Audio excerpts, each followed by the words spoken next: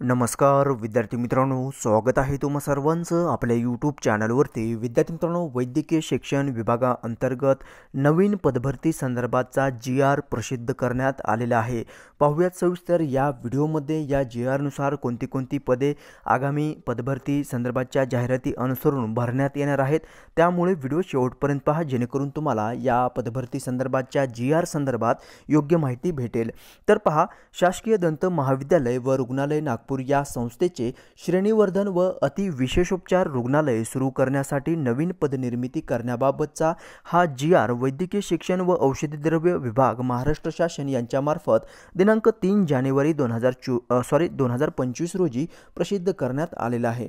तर पहा, या GR नुसार वैद्यकीय शिक्षण व संशोधन संचालनालय मुंबई यांच्या अधिपत्याखालील शासकीय दंत महाविद्यालय व रुग्णालय नागपूर ही संस्था सन 1968 पासून कार्यरत असून या संस्थेचा लाभ विदर्भातील सर्व जिल्हे व लगतच्या जिल्ह्यातील दंतरुग्ण यांना होतो। या संस्थेत दररोज किमान 500 रुग्ण सेवांचा लाभ घेत असतात।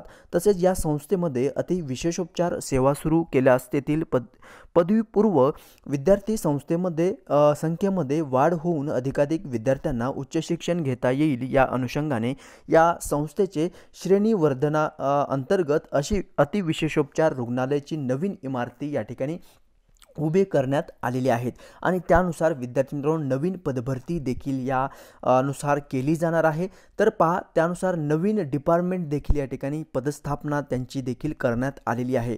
यामध्ये डिपार्टमेंट ऑफ डिजिटल डेंटिस्ट्री, तसेच डिपार्टमेंट ऑफ कॉस्मेटिक डेंटिस्ट्री आहे, तसेच डिपार्टमेंट ऑफ ओरल एम्प्लॉयलॉजी, तसेच डिपार्टमेंट ऑफ स्पोर्ट्स डेंटिस्ट्री आणि डिपार्टमेंट ऑफ फॉरेन्सिक ऑडोंटोलॉजी। ठीक आहे, याकरिता आवश्यक पदनिर्मितीस मान्यता देण्याचा प्रस्ताव शासनाच्या विचाराधीन होता आणि त्यानुसार अधिकृत मान्यता देखील या ठिकाणी देण्यात आलेली आहे। महत्त्वाचं शासन निर्णय पहा, वैद्यकीय शिक्षण व संशोधन संचालनालय मुंबई यांच्या अधिपत्याखालील शासकीय दंत महाविद्यालय व रुग्णालय नागपूर या संस्थेचे श्रेणीवर्धन करण्यात आलेले आहे। तसेच अतिविशेषोपचार रुग्णालय सुरू करण्यासंदर्भात या ठिकाणी महत्त्वपूर्ण अपडेट जे आहे ते शासनामार्फत प्रसिद्ध करण्यात आलेली आहे। यामध्ये पहा, वर्ग 3 तांत्रिक या संवर्गातील नियमित 5 पदे आणि बाह्य यंत्रणेद्वारे सेवा घ्यावयाची एकूण 86 पदे अशी एकूण 91 पदे निर्मिती करण्याची शासनाची मान्यता या ठिकाणी करण्यात आलेली आहे। तर पहा, एकूण टोटल 91 पदे या ठिकाणी भरण्यात येणार आहेत। यामध्ये जे काही तांत्रिक पदे आहेत वर्ग 3च्या एकूण 5 पदे आणि बाह्य यंत्रणेद्वारे एकूण 86 पदे भरण्यात येणार आहेत। ठीक आहे, तर पहा, हा संबंधित GR विद्यार्थी मित्रांनो याची लिंक तुम्हाला डिस्क्रिप्शनमध्ये प्रोव्हाइड केली जाईल। त्या लिंकवरती क्लिक करून तुम्ही हा GR डाउनलोड करून घ्या आणि त्या संदर्भात अधिक माहिती मिळवू शकता।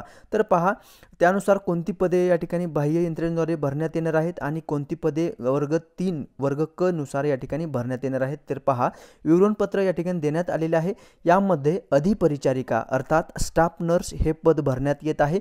त्यासाठी S13 नुसार वेतन श्रेणी आहे 1,12,400 ते 35,400 एवढी पेमेंट या ठिकाणी दिली जाणार आहे। एकूण 4 पदे भरण्यात येत आहेत।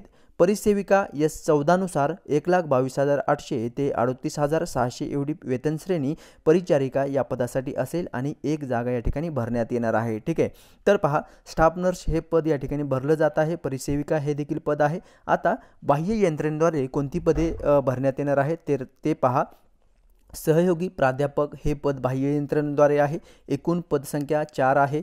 वरिष्ठ लिपिक आहे, एकूण संख्या 10, कनिष्ठ लिपिक एकूण 4, सांख्यिकी सहाय्यक आहे 1 जागा, वरिष्ठ तंत्रज्ञ 1 जागा, सहाय्यक ग्रंथपाल 2 जागा, पुस्तक वाहक हे पद आहे 1 जागा, गॅस प्लांट ऑपरेटर 1 जागा, समाजसेवक हे देखील पद आहे, ते देखील पद 1 जागेसाठी भरण्यात येत आहे। स्वच्छता निरीक्षक 2 जागा, तसेच सुरक्षा रक्षक 10 जागा, कक्षसेवक 8 व उद्वाहन चालक 3 आणि सफाईगार 18 पदे, सहाय्यक गृह परिचर 4 जागा आणि परिचर 16 अशी टोटल एकूण 86 पदे या ठिकाणी विद्यार्थी मित्रांनो भरण्यात येत आहे। ओके, सो अशा प्रकारचा नवीन GR जो आहे शासनामार्फत प्रसिद्ध करण्यात आलेला आहे। यामध्ये अधिपरिचारिका हे पद आणि परिसेविका हे पद जे आहे ते नियमित पदनिर्मिती अंतर्गत वर्ग क अंतर्गत ही पदे भरण्यात येत आहेत आणि जे बाह्य यंत्रणेद्वारे आहेत ते एकूण 86 पदे असे एकूण विद्यार्थी मित्रांनो जर आपण पाहिलं तर 91 पदे या ठिकाणी भरण्यात येत आहे. त्या संदर्भातचा हा नवीन GR जो आहे तो प्रसिद्ध करण्यात आलेला आहे. ठीक आहे.